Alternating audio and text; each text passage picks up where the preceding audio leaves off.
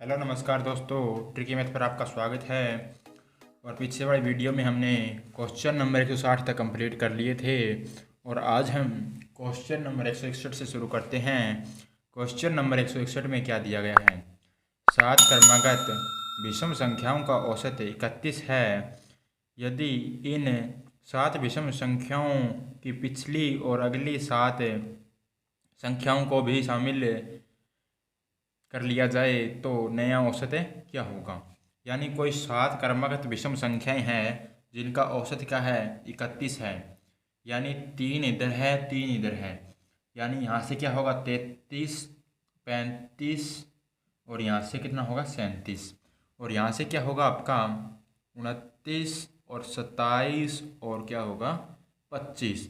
यानी ये क्या है? 7 क्रमागत विषम संख्याएं हैं। इनके औसत क्या आ गया? 31 आ गया। ये कहता है कि 7 पीछे की तरफ है और 7 आगे की तरफ है, शामिल कर लिया जाए तो औसत पर क्या फ़र्क पड़ेगा? कोई फ़र्क नहीं पड़ेगा दोस्तों, क्योंकि 3 संख्या इधर है, 3 संख्या इधर है, तीनों कैंसिल हुई।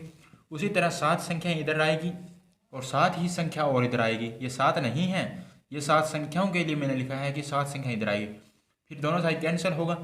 यानी औसत पे कोई फ़र्क पड़ेगा? औसत पे कोई फ़र्क नहीं पड़ेगा। अगर आपको कहे कि इतनी संख्याओं का औसत इतना है, इतनी संख्याएं पीछे करे उतनी संख्याएं आगे करे, यानी जितनी संख्याएं पीछे और जितनी संख्याएं आगे शामिल करेगा, आपका औसत पर कोई भी फर्क नहीं पड़ेगा। तो आपका औसत कितना रहेगा? 31 रह जाएगा। आगे हम क्वेश्चन नंबर 162 पे चलते हैं। क्वेश्चन नंबर 162 में हमें क्या दिया गया है? क्वेश्चन नंबर 162 में हमें दिया गया है 7 क्रमागत विषम संख्याओं का औसत a है। यानी कोई 7 क्रमागत विषम संख्याएं हैं जिनका औसत a है। यदि इन 7 विषम संख्याओं की प्रणाली में, यानी पहले हमको 7 विषम संख्याएं मान लेते हैं जिनका औसत क्या है? a है। यानी कोई 3 संख्याएं इधर होगी, 3 संख्याएं इधर होगी, 3 इधर कैंसिल हुई, 3 इधर कैंसिल हुई, तब आपका विषम संख्याओं का औसत क्या आया? आपका a आया।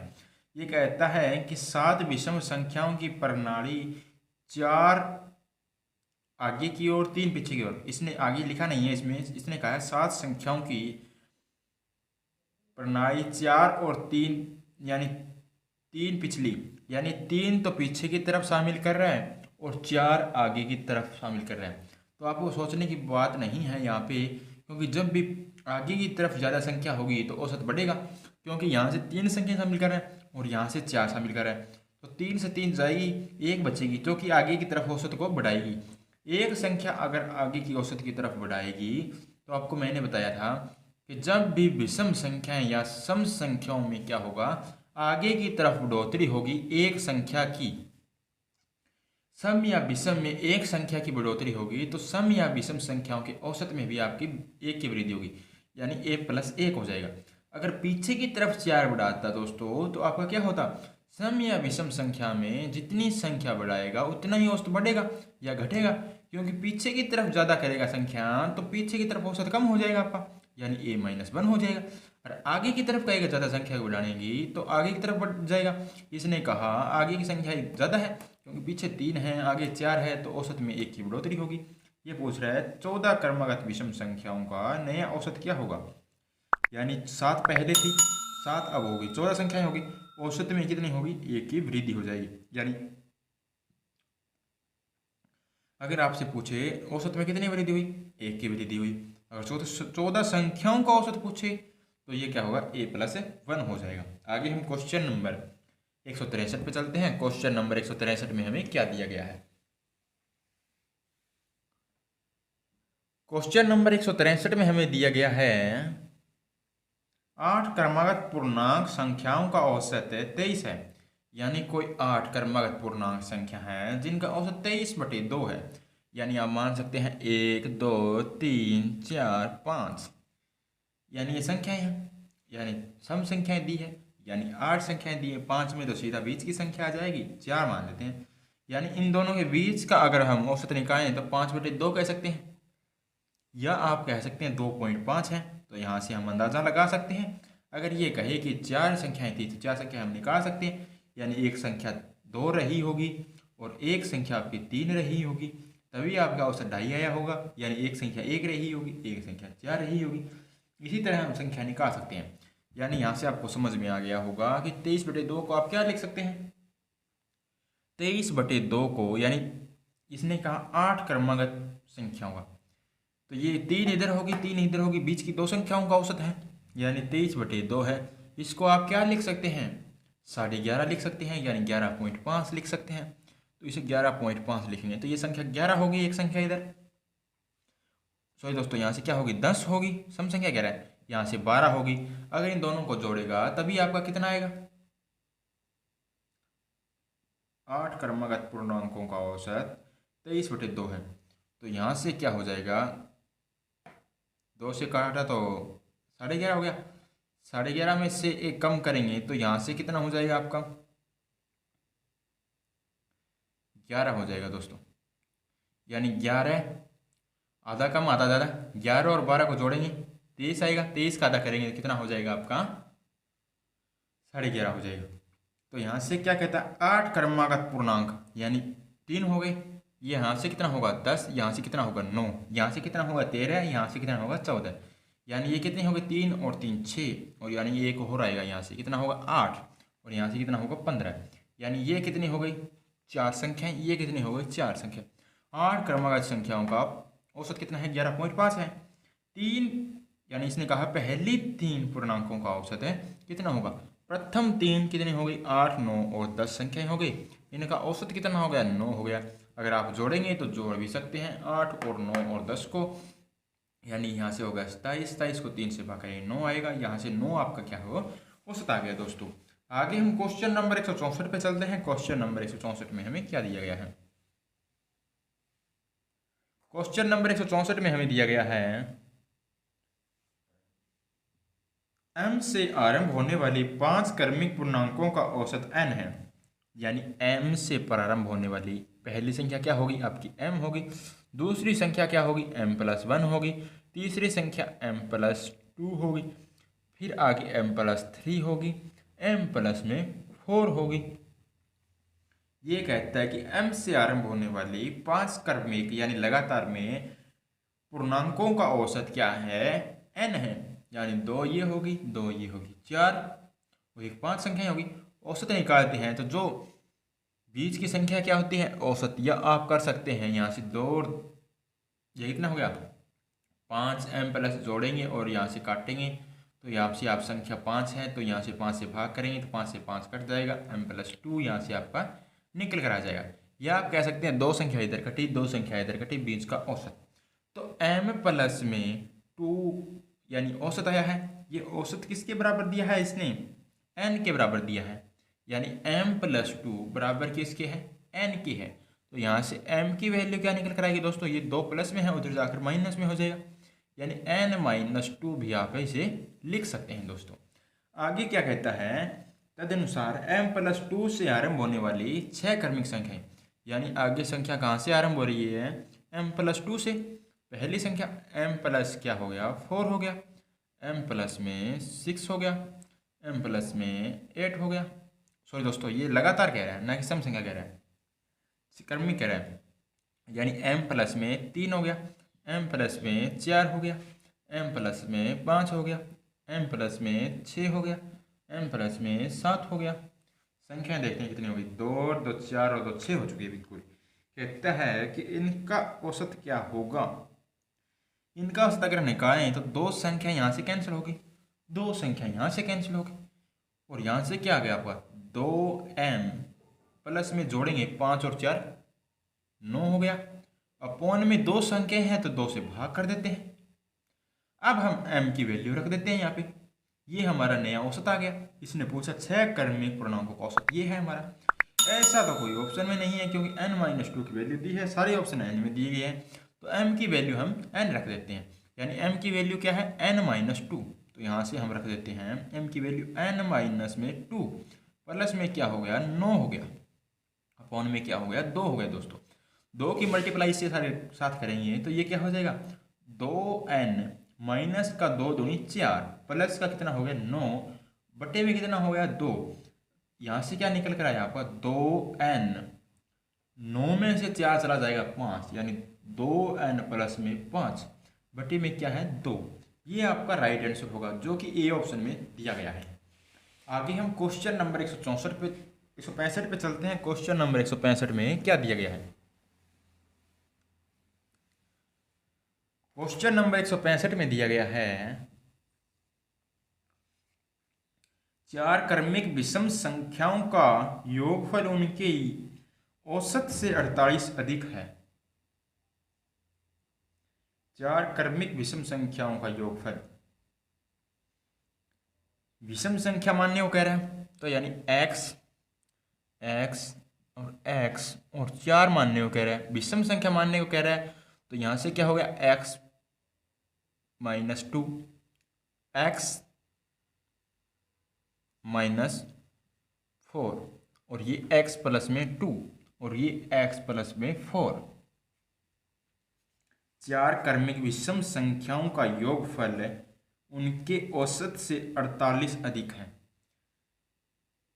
पहले दिन का योगफल निकालते हैं। योगफल निकालेंगे तो हमारा क्या आएगा, ये 2 इसके साथ कैंसिल होगा, ये 4 उसके साथ कैंसिल होगा। अगर आप इन सभी को जोड़ के देखेंगे तो आपका 4x निकलेगा। ये हमारा क्या है, योगफल आया है। ये कहता है कि चार क्रमिक संख्याओं का योगफल उनके औसत से 48 अधिक है, यानी योगफल ज़्यादा होगा, औसत कम होगा। औसत कम होगा तो औसत माइनस कर देंगे, माइनस औसत बराबर किसके है आपका, ये है आपका 48 के। अब औसत निकालें तो औसत क्या आएगा, 4x। योग को अगर आप यानी योग आया इनका 4x, जितना योग होता है उतनी संख्या से भाग कर दें तो औसत आ जाता है, तो यहाँ से औसत आ जाएगा। और दूसरा तरीका से निकालेंगे, एक यहाँ से कैंसिल एक यहाँ से कैंसिल, बचा ये यहाँ से काटेंगे ये कट जाएगा, 2x आएगा, 2x को 2 से भाग करेंगे तो x आएगा, यानी 4x - x। उसने कहा उनके अंकों के योग में से अगर औसत को घटा दिया जाए तो 48 आएगा। इनडायरेक्ट में उसने कहा कि उसका योग क्या है, औसत से 48 अधिक है। तो यहाँ से अगर घटाएंगे तो 3x बराबर किसके आ गया, 48 के आ गया। x बराबर किसके आ गया, 16 के आ गया। अब यहाँ से पूछा क्या आपसे, यहाँ से पूछा है सबसे बड़ी व सबसे छोटी संख्या का योगफल क्या होगा। सबसे बड़ी संख्या क्या है, 16 और 4 20 हो गया, यानी x + 4 का है। 16 में से 4 चला जाएगा तो यहाँ से क्या होगा, 12 आएगा। ये क्या होगा आपका, बिल्कुल राइट आंसर हो जाएगा। 32 क्या होगा इस क्वेश्चन का राइट आंसर होगा। अगर दोस्तों आप सोच रहे हैं कि इसने कहा है कि चार क्रमिक विषम संख्याएं, परंतु आपने तो यहाँ से सम संख्याएं मान ली क्योंकि 2 4 6। यहाँ से दोस्तों एक लॉजिक लगता है, जब भी आपको विषम संख्याओं का कहे तो आप सम संख्या मान लेना, और सम संख्याओं का कहेगा तो विषम संख्या मान लेना। ये क्या होता है, बिल्कुल सही हो जाता है, लगभग में सही हो जाता है, आपको चेंजिंग करने की आवश्यकता नहीं पड़ती है।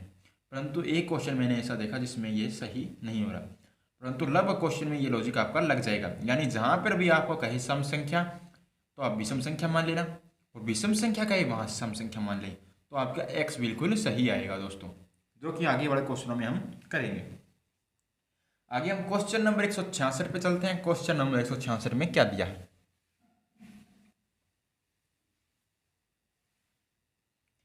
क्वेश्चन नंबर 166 में दिया गया है, चार सतत सम संख्याएं, यानी चार क्या है, सतत का अर्थ है लगातार में। चार क्या है, लगातार में सम संख्याएं, यानी एक x होगी, यानी x होगी, एक और x होगी और एक x होगी, ये चार संख्याएं होगी। लगातार में क्या है, सम संख्याएं है। सम संख्या है तो हम विषम मानते हैं, यानी -1 -3 +1 +3, ये क्या हो गई आपकी सम संख्याएं। और विषम संख्याएं, विषम संख्या मान लेते हैं, इसने कहा 3 विषम संख्याएं, एक y होगी, एक और y होगी और एक y होगी। लगातार में कहा है तो बीच वाली तो y मान लेते हैं, ये -2 मान लेते हैं और ये +2, यानी ये +2 मान लेते हैं, ये -2 मान लेते हैं। इनका एवरेज निकालेंगे तो y और इनका एवरेज निकालेंगे तो x आएगा।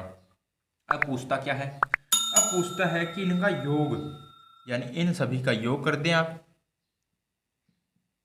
इन सभी का योग करेंगे तो प्लस माइनस वाली वैल्यू कैंसिल हो जाएगी, यहाँ से सिर्फ क्या बचेगा, x बनेगा। आप इसे क्या मान सकते थे, x + 1 x + 3 x + 5 x + 7। तो भी मान सकते थे। इसे आप x plus y plus 2 y plus 4 y plus 6 भी मान सकते थे। मैंने ये माइनस और प्लस क्यों माना? ये इसलिए माना कि यहाँ से क्या होगा, आप अगर जोड़ेंगे तो ये पूरा कैंसिल हो जाएगा, सिर्फ y की वैल्यू बचेगी। यहाँ से कि जोड़ेंगे अगर 3x को 3x के साथ कैंसिल हो जाएगा, एक को और एक के साथ जोड़ेंगे कैंसिल हो जाएगा। यानी यहाँ से अगर आप माइनस और प्लस की वैल्यू मानेंगे तो ये नंबर क्या हो जाएंगे, कैंसिल हो जाएंगे, सिर्फ आपके क्या बचेंगे, x और y बचेंगे। तो यहाँ से कितने x हैं, 4x। तो यहाँ से क्या बचा आपका 4x। इसने कहा इनका योग 4x प्लस में क्या होगा 3y बराबर किसके दिया है, 211 के दिया इसने। आगे कहता है सबसे छोटी विषम संख्या। सबसे छोटी विषम संख्या कौन सी है? विषम संख्या हमने मानी है नीचे वाली, यानी ये है विषम संख्या और ये क्या है, सम संख्या है। इसने कहा सबसे छोटी विषम संख्या और छोटी सम संख्या, सबसे छोटी विषम संख्या सबसे छोटी सम संख्या से 15 कम है, यानी छोटी सम संख्या से कम है। तो सम संख्या क्या है, यहां से मान लेते हैं छोटे दोस्तों, छोटी सम संख्या x माइनस 3, ये क्या है, ज्यादा है, किससे ज्यादा है, y माइनस 2 से ज्यादा है। यानी इनका अंतर किसके बराबर दिया है, 15 के बराबर। एक बार फिर स्टेटमेंट पढ़ना दोस्तों, यहां से दिया है इसने सबसे छोटी विषम संख्या, विषम संख्या ये है, सबसे छोटी सम संख्या से 15 कम है, यानी ज्यादा में से अगर घटाएंगे कम तभी वैल्यू आएगी। ज्यादा कौन हुआ फिर, x प्लस 3 हुआ। तो यहाँ से आप सॉल्व करेंगे तो x माइनस का 3 माइनस का क्या हो जाएगा y, माइनस माइनस क्या हो जाएगा प्लस का, तो यहाँ से क्या आ जाएगा 15 आ जाएगा। यहाँ से क्या बचेगा, यहाँ से माइनस का 1 बचेगा, यानी x minus y minus 1, minus 1 उधर जाकर क्या होगा प्लस का, यानी x माइनस वाई कितना होगा 16 का। अब दोस्तों इसको मिटा देते हैं, यानी यहां से x माइनस वाई की वैल्यू हमारी निकल कर आ गई। यहां से क्या आया, x माइनस वाई हमारा क्या दिया है, 16 के बराबर दिया है दोस्तों। अब क्या करेंगे, यहां से या तो आप x को बराबर कर लीजिए या y को बराबर कर लीजिए। पूछा क्या है, सम संख्या पूछी गई है, यानी सबसे छोटी सम संख्या है। तो आप क्या करेंगे, विषम संख्या को बराबर कर देंगे, सम संख्या की सीधी वैल्यू आ जाएगी। यानी हम क्या कर देंगे, विषम संख्या को बराबर कर देते हैं। तो यानी यहाँ से 3 से मल्टीप्लाई कर देंगे पूरी स्टेटमेंट को, 3 से यहाँ मल्टीप्लाई और 3 से ही यहाँ मल्टीप्लाई। कुछ सोचते हैं कि 3 को मल्टीप्लाई किया तो इसको मल्टीप्लाई करेंगे या इसको मल्टीप्लाई करेंगे, यानी यहाँ से अगर आपको दिक्कत है तो आप कर सकते हैं, यानी यहाँ ब्रैकेट लगाइए और अब 3 से मल्टीप्लाई कर दीजिए। तो अब क्या होगा, दोनों से ही मल्टीप्लाई होगा ये, तो यहाँ से क्या होगा, दोनों से मल्टीप्लाई हो जाएगा। तो यहाँ से क्या होगा, माइनस का 3y प्लस का 3y कैंसिल हो जाएगा। अगर आप यहाँ से जोड़ेंगे 4 और 3 7x हो जाएगा, 16 या कितना हो गया 48 हो गया। इसकी जगह आप 48 से लिख सकते हैं, यानी 8 और 1 9, 4 और 1 5, 2 का यहाँ से 2 आ जाएगा। अगर हम यहाँ से काटना चाहें तो 7 दिया 21 बचा कितना 4, 7 7 49, यानी x की वैल्यू आपकी कितनी निकल कर आ गई, 37 निकल कर आ गई। ये कौन सा है, सम संख्या का औसत आया है। सबसे छोटी सम संख्या कौन सी है, x माइनस 3। तो सबसे छोटी संख्या हो जाएगी x माइनस 3, यानी 37 माइनस 3 कितना हो जाएगा आपका 34। सबसे छोटी सम संख्या क्या है, 34 आपका बिल्कुल राइट आंसर होगा। आगे हम क्वेश्चन नंबर 166 पे 67 पे चलते हैं। क्वेश्चन नंबर 167 में हमें क्या दिया गया है, क्वेश्चन नंबर 167 में हमें दिया गया है 4 सतत सम संख्याओं का योगफल 3 सतत विषम संख्याओं के योगफल से 107 अधिक है। यानी सम संख्या मान लेते हैं x x x x। सम संख्या मानेंगे तो विषम संख्या -1 -3 +1 +3, ये क्या है, हमारी सम संख्या है। और विषम संख्या माननी है तो विषम संख्या मान लेते हैं। 3 विषम संख्याएं हैं, यानी y प्लस 2 y माइनस 2। इसने कहा 4 सम संख्याओं का योगफल 3 विषम संख्याओं के योगफल से अधिक है, यानी सम संख्याओं का योगफल ज्यादा है। तो यानी 4x ज्यादा होगा, माइनस करेंगे 3y बराबर किसके है, 107 की है। आगे कहता है कि सबसे छोटी सम संख्या व सबसे छोटी विषम संख्या का योगफल 55 है। सबसे छोटी सम संख्या कौन सी है, x माइनस 3। सबसे छोटी विषम संख्या कौन सी है, वाई माइनस टू किसके बराबर है? 55 के। अगर यहाँ से सॉल्व करेंगे एक्स माइनस थ्री प्लस में वाई माइनस टू, 3 और 2 5 हो गया, माइनस का उधर जाकर प्लस का हो जाएगा, यानी 55 प्लस 60 हो जाएगा। एक्स प्लस में क्या हो जाएगा? वाई माइनस माइनस का प्लस होगा, यानी माइनस का 5 हो गया, माइनस का 5 उधर जाएगा तो प्लस का हो जाएगा, यानी एक्स प्लस वाई कितना आ गया आपका? 60 आ गया। ये वैल्यू यहाँ पे रख देंगे, यानी एक्स प्लस वाई किसके बराबर आ गया आपका? 60 के बराबर आ गया। यानी यहाँ से आपकी वैल्यू क्या आ गई? एक्स प्लस वाई की वैल्यू आ गई 60। अब क्या करेंगे? अब हमें चाहिए सबसे छोटी सम संख्या, यानी एक्स की वैल्यू चाहिए, तो वाई को बराबर कर देंगे। पूरी स्टेटमेंट को 3 से क्या कर देंगे? नीचे वाली को मल्टीप्लाई कर देते हैं, यानी ये 3x होगा, ये 3y हो जाएगा, और 6 तिया कितना हो जाएगा? 18, यानी 180 हो जाएगा। अब आप इसे जोड़ सकते हैं, यानी 3y से 3y कैंसिल हो जाएगा, प्लस और माइनस का है, तो यहाँ से जोड़ेंगे 4 और 3 7x हो जाएगा। ये कितना हो जाएगा? 7 हो जाएगा, और ये 8 हो जाएगा, और ये जोड़ेंगे 2 हो जाएगा। 7 चौके कितना हो जाएगा? 28 हो जाएगा। 7 एकम कितना हो जाएगा? 7 हो जाएगा, यानी x बराबर कितना आ गया आपका? 41 आ गया। पूछा क्या है? सबसे छोटी सम संख्या, तो 41 माइनस 3 कर देंगे तो आपका क्या आएगा? 38। 38 इस क्वेश्चन का क्या होगा? बिल्कुल राइट आंसर हो जाएगा। आगे हम क्वेश्चन नंबर 168 पे चलते हैं। क्वेश्चन नंबर 168 में क्या दिया गया है? क्वेश्चन नंबर 168 में दिया गया है, एक टीम में 5 सदस्यों के भार को क्रम अनुसार मापा गया और उनके औसत भार की गणना प्रत्येक सदस्य भार लेने के बाद की गई। तदनुसार हर बार औसत भार में 1 किलोग्राम की वृद्धि हुई। अंतिम खिलाड़ी का भार पहले खिलाड़ी से कितना ज्यादा है? काफी अच्छा क्वेश्चन है। यानी पहला खिलाड़ी का औसत भार मान लेते हैं ए है, या एक्स मान लेते हैं, यानी पहले का क्या है? एक्स है। दूसरे का क्या होगा? ये कहता है पहले, यानी क्रमानुसार मापा जाता है, औसत भार में हर बार 1 की वृद्धि होती है, यानी इसका औसत भी क्या होगा? एक्स होगा। आगे वाले का औसत क्या हो जाएगा? एक्स प्लस 1 हो जाएगा। आगे वाले का औसत क्या होगा? एक्स प्लस में 2 हो जाएगा। हर बार क्या हो रही है? वृद्धि हो रही है। आगे वाले में क्या हो जाएगा? एक्स प्लस 3 हो जाएगा। एक्स प्लस में क्या हो जाएगा? 4 हो जाएगा। यहां से कितने का था? एक सदस्य का था, 1 से मल्टीप्लाई हुई। यहां से क्या निकालेंगे? औसत को अगर संख्या से मल्टीप्लाई कर दें तो हमारा टोटल निकल कर आ जाता है। टोटल कैसे आएगा? इसका तो टोटल 1 से मल्टीप्लाई की तो टोटल निकल कर आ गया, टोटल भार। इसको अगर हम 2 से मल्टीप्लाई करेंगे तो इसका भार आ जाएगा, यानी यहाँ से एक सदस्य का भार है ये एक्स। आगे क्या हुआ? इसमें एक सदस्य और जुड़ा, और औसत भार में क्या हो गई? 1 की वृद्धि हो गई। ये यही कह रहा है कि 5 सदस्यों का भार क्रम अनुसार मापा जाता है, यानी पहले का, फिर दूसरे का, फिर तीसरे का, फिर चौथे का, और उनके औसत भार की गणना प्रत्येक सदस्य भार लेने के बाद की गई। यदि हर बार औसत भार में 1 किलोग्राम की वृद्धि हो गई, यानी हर बार औसत में 1 वृद्धि हुई, और सदस्यों में भी क्या हुई? 1 की वृद्धि हुई, यानी ये 1 का है तो ये 2 का होगा, यानी 2 के मल्टीप्लाई करेंगे। ये 3 से है तो 3 से मल्टीप्लाई, ये 4 सदस्यों का है तो 4 से मल्टीप्लाई होगा, और ये 5 सदस्यों का है तो 5 से मल्टीप्लाई होगा।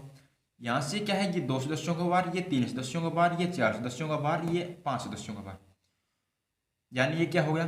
2x प्लस में 2 क्या है? 2 सदस्यों का भार।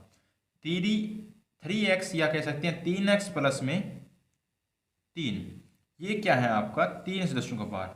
ये 4x प्लस में कितना हो गया? 12, ये कितना है? 6, और ये कितना हो जाएगा? 5x प्लस में 5 के 20, ये क्या है? 5 सदस्यों का टोटल भार आ गया। अगर 5 सदस्यों में से 4 सदस्यों का भार घटा देंगे तो हमारा 5 में कहा जाएगा, यानी टोटल कितने हैं? 5 सदस्य हैं टोटल। 5 सदस्यों में से आप चौथे सदस्य का भार कितना है? 4x प्लस में 12, और 5वें का क्या है? 5x plus 20। अगर आप यहाँ से घटा देंगे 4 सदस्यों के भार में से, 5 सदस्यों के भार में से 4 सदस्यों को घटा देंगे तो आपका क्या आ जाएगा? 5वें सदस्य का भार आ जाएगा। 5x प्लस में क्या है? 20, माइनस कर देंगे 4x प्लस में 12, 5x में से 4x चला जाएगा, यानी माइनस करेंगे तो माइनस का होगा, ये भी क्या होगा, माइनस का हो जाएगा। तो यहाँ से अब हम क्या कर देते हैं, ब्रैकेट हटा देते हैं दोस्तों। तो 5x में से 4x चला जाएगा तो आपका क्या आएगा, x। और यहाँ से क्या आएगा, 20 में से 12 चला जाएगा तो क्या आएगा, 8। यानी 5 में से 10 का भार कितना आया है, x प्लस 8 निकल कर आ गया दोस्तों। यानी यहाँ से पूछे अगर आपसे 5 में से 10 का भार क्या है, x प्लस 8, और पहले से 10 का भार कितना है, x, जो कि हमारा निकल कर आ चुका है। इसने पूछा है कि अंतिम खिलाड़ी का भार पहले खिलाड़ी से कितना ज़्यादा है। यानी अंतिम खिलाड़ी के भार में से अगर हम पहले का भार घटा देंगे तो हमारा यानी अंतर आ जाएगा। 5 में से 10 का भार है x प्लस 8, उसमें से माइनस कर देते हैं पहले से 10 का भार, तो x प्लस और माइनस का कैंसल, तो यहाँ से अंतर कितना आया, 8। अगर पूछे पहले सदस्य से अंतिम सदस्य का भार कितना ज़्यादा है, 8 ज़्यादा है, और अंतर पूछे तो भी आपका 8 किलोग्राम हो गया दोस्तों। यहाँ से 8 आपका बिल्कुल राइट आंसर हो जाएगा। आगे हम क्वेश्चन नंबर 169 पे चलते हैं। क्वेश्चन नंबर 169 में हमें क्या दिया गया है। क्वेश्चन नंबर 169 में हमें दिया गया है 10 व्यक्तियों की टीम में 9 व्यक्तियों ने अपने भोजन पर प्रति व्यक्ति ने क्या किए, 40 रुपये खर्च किए। यानी हर व्यक्ति ने 40 रुपये खर्च किए। शेष एक व्यक्ति ने भी 10 व्यक्तियों के औसत खर्च से 9 रुपये अधिक खर्च किए, तो उनके भोजन पर कुल कितना व्यय हुआ। यानी 10 व्यक्तियों ने क्या किया, औसत खर्च प्रत्येक ने 40 खर्च किया। आगे कहता है 10 व्यक्तियों में से 9 व्यक्तियों ने प्रत्येक ने अपने खर्च क्या किया, 40 किया। आगे कहता है कि 10वें व्यक्ति ने औसत खर्च से 9 रुपये अधिक दिए। यानी 9 रुपये उसने औसत खर्च से ज़्यादा दिए। अगर 9 रुपये ज़्यादा दिए तो वो औसत में क्या होंगे, बढ़ोतरी करेंगे, और सभी के औसत में क्या करेंगे, बढ़ोतरी करेंगे। यानी आपने कोई रुपये दिए, सदस्यों से कितने ज़्यादा दिए, 9 रुपये, और 9 ही सदस्य हैं, उनमें क्या क्या बंटेंगे, एक एक के अनुपात में बंट जाएंगे।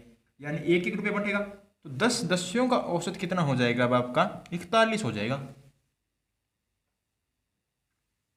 10 सदस्यों का औसत क्या हो गया, 41 हो गया। तो उसने पूछा कि उसके भोजन पर कुल व्यय कितना था। यानी यहां से कितना हुआ, 10 सदस्यों का औसत कितना है, 41, तो 10 सदस्यों का टोटल कितना हो जाएगा, 410। यही आपसे पूछा गया है कि 4 सदस्यों का टोटल है, 10 सदस्यों का टोटल खर्च कितना हो गया, यहाँ से 410 हो गया। अगर आप 2 से 23 निकालना चाहें तो निकाल भी सकते हैं। 9 चौके कितना हो गया, 36। यानी 9 सदस्यों का कितना था, 360 था। 10 सदस्यों का कितना हो गया, 410 हो गया।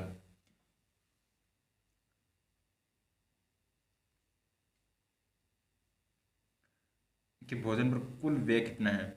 शेष एक व्यक्ति ने 10 व्यक्तियों के औसत खर्च से 9 रुपये अधिक खर्च किए।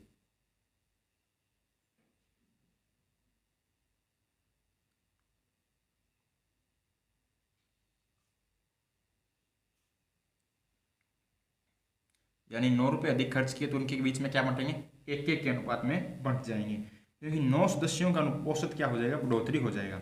ये क्वेश्चन इसी तरह से होगा दोस्तों। आगे हम क्वेश्चन नंबर 170 पे चलते हैं। क्वेश्चन नंबर 170 में क्या दिया गया है।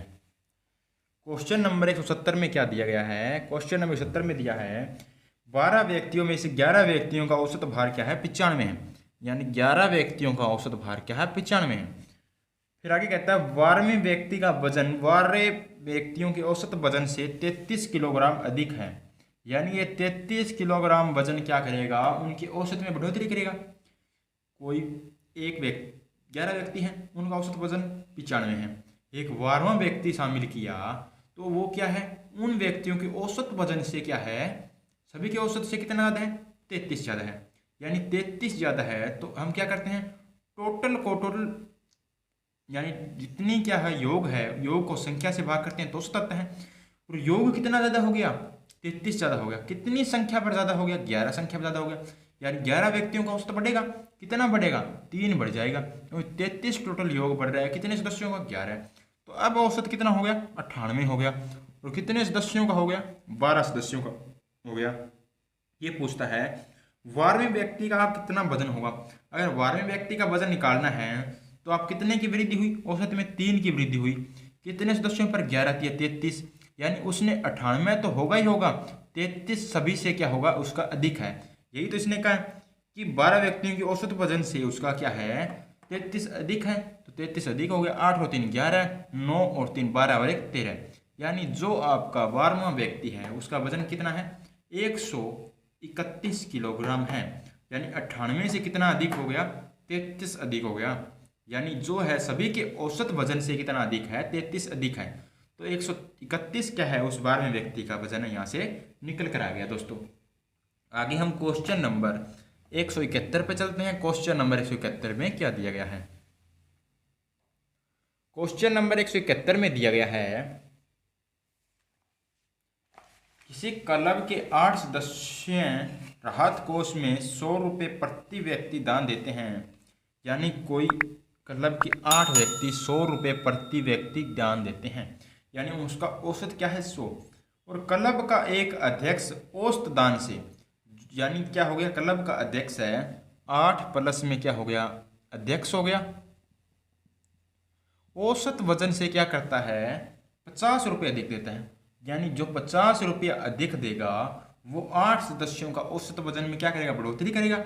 अगर 8 सदस्यों के औसत वजन में बढ़ोतरी करेगा तो कितनी बढ़ोतरी हो जाएगी, यानी 8 सदस्यों में बंटेगा जो 50 रुपये है, तो 2 से काटेंगे 4, 2 से काटेंगे 25, 4 6 24, 4 दूनी 8, 4 5 20, यानी औसत वजन में कितनी वृद्धि कर देगा। सभी के औसत क्या था पहले 100 और सभी का औसत अब कितना हो जाएगा 6 पॉइंट, यानी 106.25 हो जाएगा, क्योंकि ये 50 रुपये क्या करेगा सभी 8 सदस्यों की औसत की में क्या करेगा बढ़ोतरी करेगा। अब क्या पूछा है इसने अध्यक्ष का पूछा है, तो औसत में कितने की वृद्धि हुई 6.8 की वृद्धि हुई, और कितने सदस्यों पर हुई 8 सदस्यों पर हुई, तो 8 6 48 2 50, यानी इसका क्या है इसने 50 रुपये क्या औसत से इन सभी के औसत से 50 ज़्यादा दिए, या आप इसे मल्टीप्लाई नहीं करना चाहें तो आप कह सकते हैं कि उनका नया औसत क्या है 106.25 है, और 50 उसने क्या है दिया है ज़्यादा दिया है, तो उसने टोटल कितना दिया, उसने दिया टोटल 156.25 रुपये दिए, जो कि उसके औसत से क्या है 50 रुपये अधिक है। तो यानी यहाँ से 156.25 क्या होगा आपका राइट आंसर हो जाएगा। आगे हम क्वेश्चन नंबर 172 पे चलते हैं। क्वेश्चन नंबर 172 में क्या दिया गया है। क्वेश्चन नंबर 172 में हमें दिया गया है 9 व्यक्तियों में से 8 व्यक्तियों में प्रत्येक ने अपने भोजन पर 30 रुपये खर्च किए। यानी 8 व्यक्तियों ने क्या किया प्रत्येक ने 30 रुपये खर्च किए। उनमें से 9वें व्यक्ति ने सभी 9 व्यक्तियों के औसत खर्च से 20 ज़्यादा दिए, यानी 9 व्यक्तियों का औसत अब क्या हो जाएगा, पहले था 30 और उन्होंने क्या किया 20 रुपये ज़्यादा दिए। जो 9वां व्यक्ति आया उसने 20 रुपये ज़्यादा दे दिए, जिसके कारण औसत में कितनी होगी बढ़ोतरी होगी। किन व्यक्तियों की औसत में बढ़ोतरी होगी, जो पहले 8 व्यक्ति थे उनकी औसत में बढ़ोतरी होगी। 4 दूनी 8 और 4 5 20, यानी 2.5 की बढ़ोतरी होगी। यानी अब उनका औसत कितना हो गया 32.5 हो गया। इसने पूछा है उन सभी द्वारा किया गया कुल खर्च कितना है, यानी 9 व्यक्तियों का औसत कितना है 32.5 है। टोटल हम ज्ञात कर सकते हैं, तो यहाँ से कितना हो जाए 9 5 45, बचा कितना 4, 9 दूनी 18 और 4 कितना हो गया 22, 9 3 कितना होगा 27 और 2 29, यानी 292.5 रुपये उन्होंने टोटल खर्च किया, या आप कह सकते हैं 292.50 पैसे खर्च किए। आगे हम क्वेश्चन नंबर 173 पे चलते हैं। क्वेश्चन नंबर 173 में हमें क्या दिया गया है।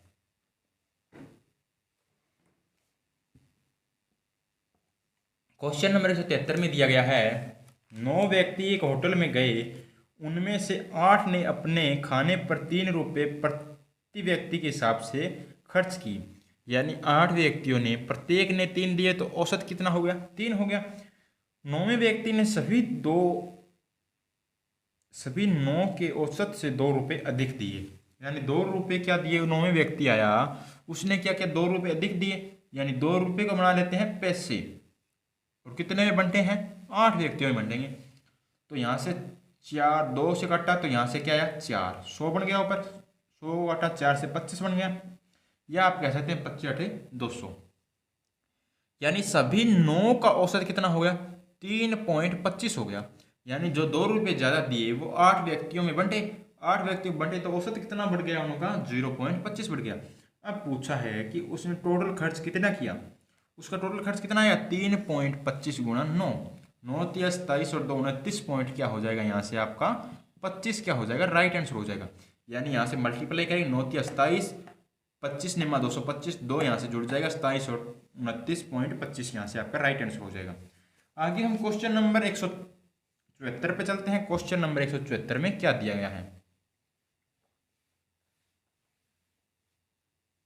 क्वेश्चन नंबर 174 में दिया गया है 3 व्यक्ति ए बी सी का औसत भार 84 है।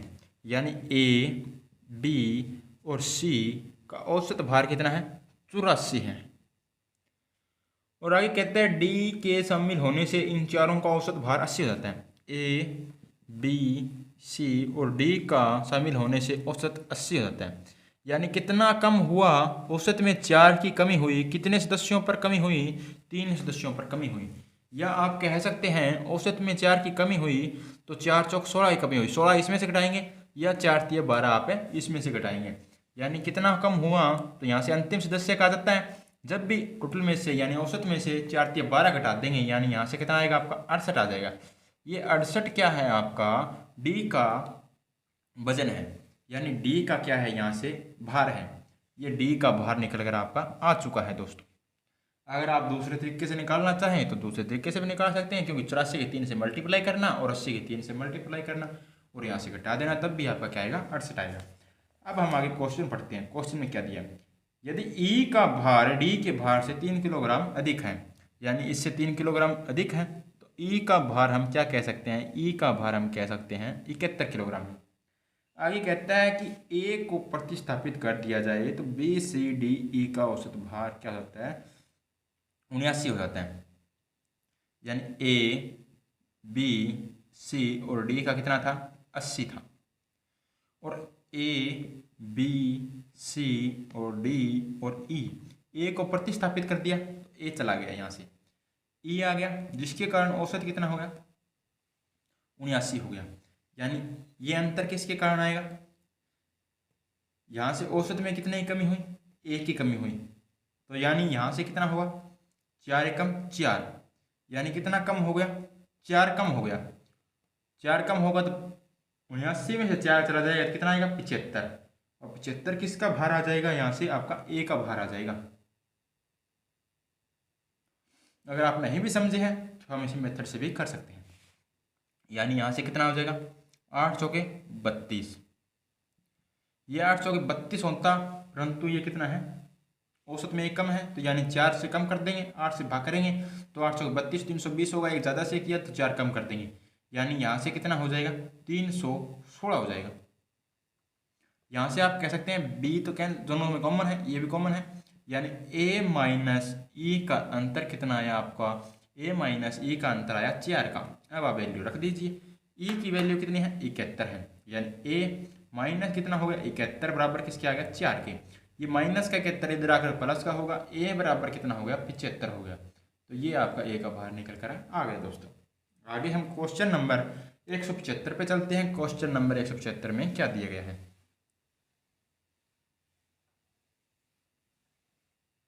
क्वेश्चन नंबर 175 में दिया गया है 4 लड़कों यानी ए बी सी डी की औसत आयु 5 वर्ष है। यानी ए बी और सी और डी की औसत आयु क्या है 5 वर्ष है। A B D E, A B D और ई की औसत आयु कितनी है 6 वर्ष है। तो 5 चौके कितना हो गया 20, 4 6 कितना होगा 24। यहाँ से कॉमन क्या है ए भी कॉमन है, ए बी भी कॉमन है, बी भी, और यहाँ से क्या है डी भी कॉमन है। यानी ऊपर वाला कम है नीचे वाला ज़्यादा है, तो यानी अंतर किसके कारण आया है ई ज़्यादा है, सी कम है तो माइनस कर देंगे, अंतर क्या है 24 माइनस क्या होगा 20, यानी सी माइनस ई माइनस सी कितना है 4 है दोस्तों। आगे कहता है कि यदि उनमें से सी की क्या है 8 वर्ष आयु है, यानी ई माइनस क्या हो गया 8 बराबर किसके है 4 के। 8 और 4 क्या हो जाएगा 12। ई बराबर किसके हो गया 12 के।